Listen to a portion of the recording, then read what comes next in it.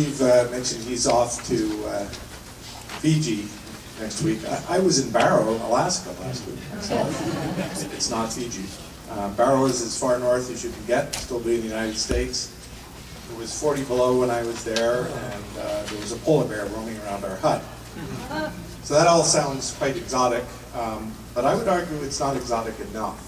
And I say that because the Arctic is looking more and more like the mid-latitudes.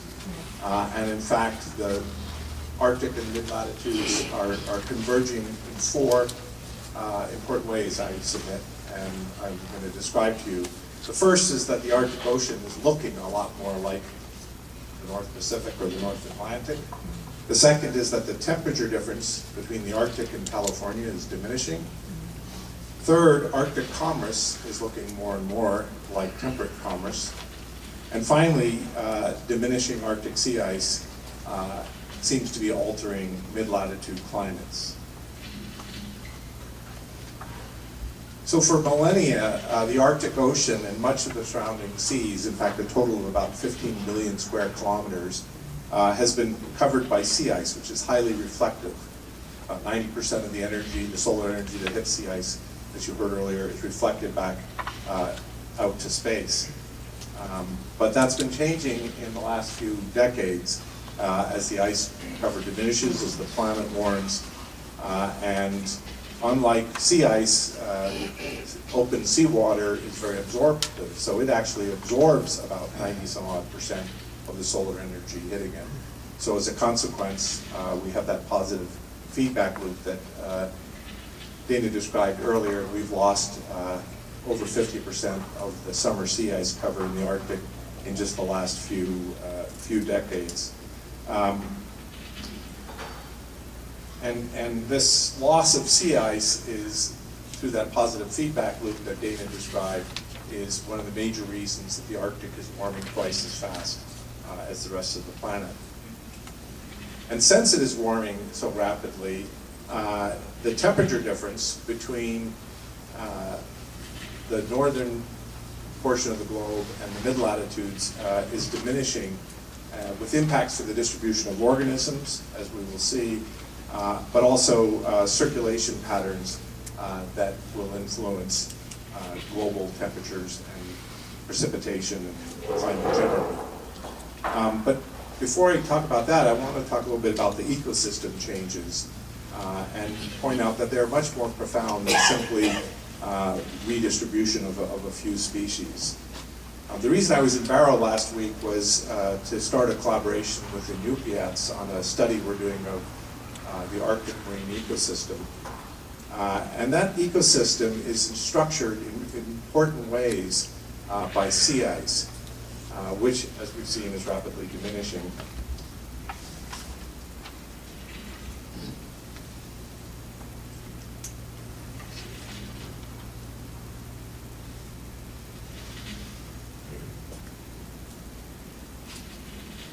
So this region has been inhabited by people because of their ability to find food under the ice. And this hunter's dog has located a seal's breathing hole under the ice, and the hunter is now probing to find exactly where that hole is.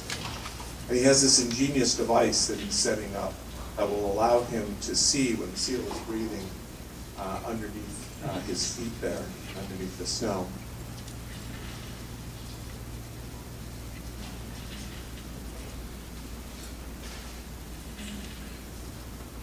So really the occupation, original human occupation of the Arctic really depended on ring seals, as well as the evolution of polar bears has really depended on these seals. The seals in turn are there because there's plenty of food for them in an ecosystem based on organisms that live in, on, and under the ice.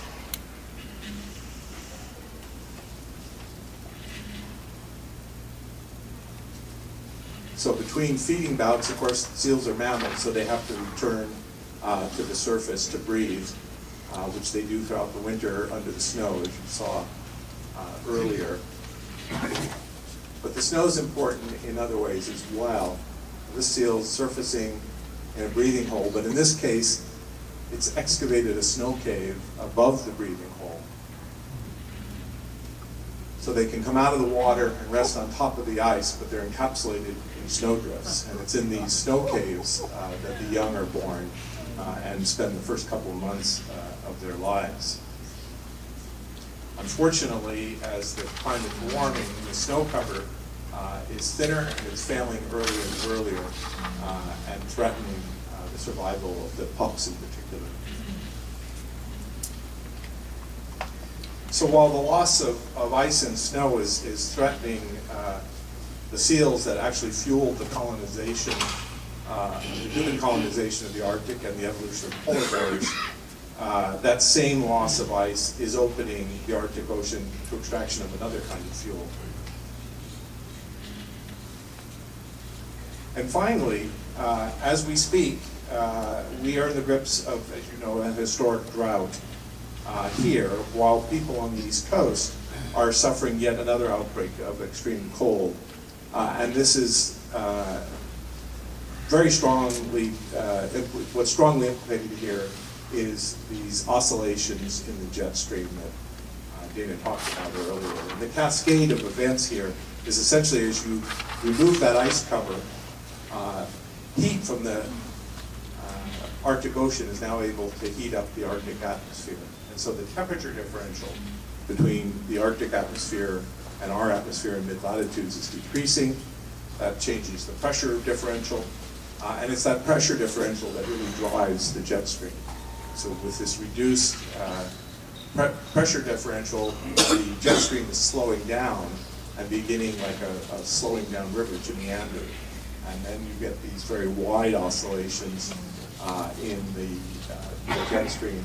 And it tends to be, because it's slower, you tend to lock in extreme weather patterns. So as Dana said, you're deflecting when we're in this mode, moist Pacific air, instead of coming to California and giving us water, it's being pushed northward. At the same time, you can see on the East Coast, you've opened up a channel for cold Arctic air to flow down along the East Coast, and that's what they're suffering there as we speak. I'll stop there. Thank you.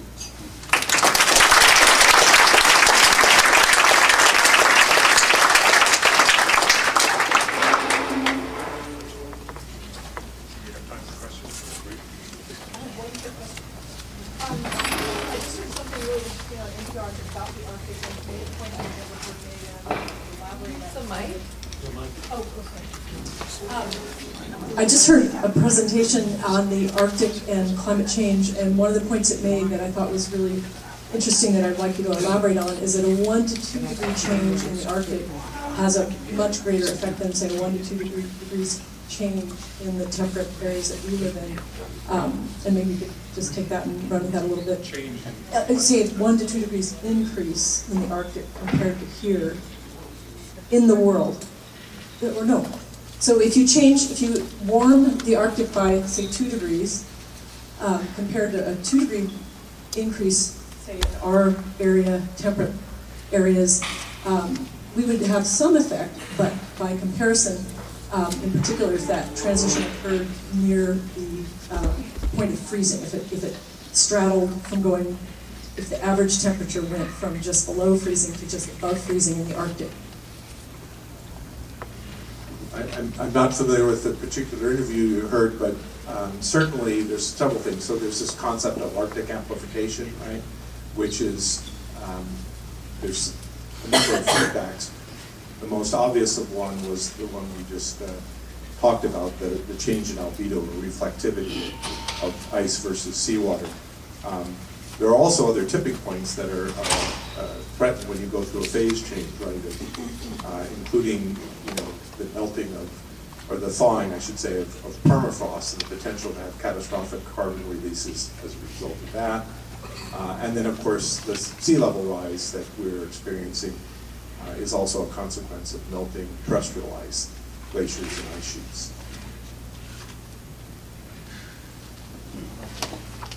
I don't think many people in Boston and New York right now realize what you've just said, that climate change is is what is enhancing these, 3 huge snowstorms and icy cold weather. I think maybe that's a place where we could get some more CCL members if they would realize that.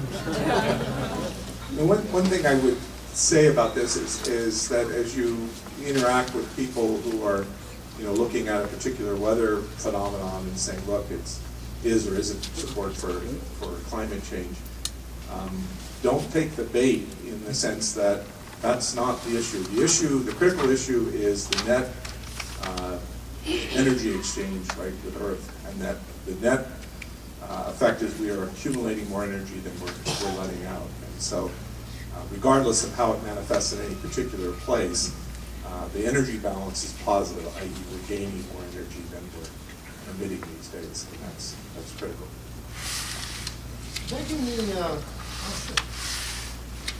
Back in the 60s, maybe the early 70s, there was a book called Last Gasp, and it talked about the pollution that was coming out of rivers that flowed north and up in Russia and Ukraine and Canada and whatnot. And so by heating up those rivers, forcing that hot water to go up into the Arctic, it was forcing some of these problems. So I'm wondering if there's a provable that we can deal with this, and then the oil exploration and mining, and in the case of that book, it talked about nuclear power plants that were discharging hot water into these rivers that flowed north. So your question is? Well, just deal with that issue of, Yeah, so there is ongoing investigation into the degree to which we're getting more freshwater inflow into the Arctic Ocean. And I guess the data are not completely clear yet, but it has big implications. If you think about the Arctic, it is essentially land masses surrounding an ocean basin, right, that freezes seasonally. In Antarctica, we have sort of the opposite of that. You have a landmass around which is seasonal sea ice. And that leads to very, very different dynamics as to what happens as the climate changes. Part of this is being driven by, now you have rivers flowing, putting lots of warm, fresh water into the Arctic Ocean. That may be driving partly the faster rate of ice retreat we see in the Arctic. But there are other theories, including and other influences, including upwelling events in Antarctica, as well as what seems to be much higher precipitation rates in the Antarctic freshening the water. So it gets quite complicated. The pollution issue is very real. I mean, certainly there's lots of pollutants that are coming down those rivers, particularly in Asia, including remnants of nuclear power plants. So I may not get this quite right, but I recall hearing in several different places about the global flow of water, and how if too much fresh water melts and it enters that stream, that there could be a total shutdown. It's Halcyon, I can't remember the name of that. Yeah, so I think you're referring to the conveyor belt, the big conveyor belt. And so the major patterns of oceanic circulation, part of the engine that drives this is, in fact, cold water coming out of the Arctic and sinking in the North Atlantic. And so there is evidence in the geologic record of times when that has reduced or even shut down. And once that happens, then of course it's those ocean currents that are hugely affecting climates around the world. So you would suddenly, stop seeing the Gulf Stream warming Western Europe, for example. So if that were to happen, you would, for example, predict putting Western Europe into an ice box because you wouldn't have Oh, goodness, we.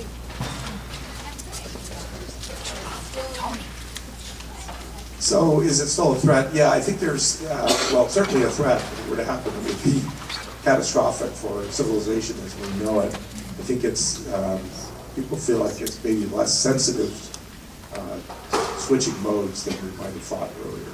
Thank you very much.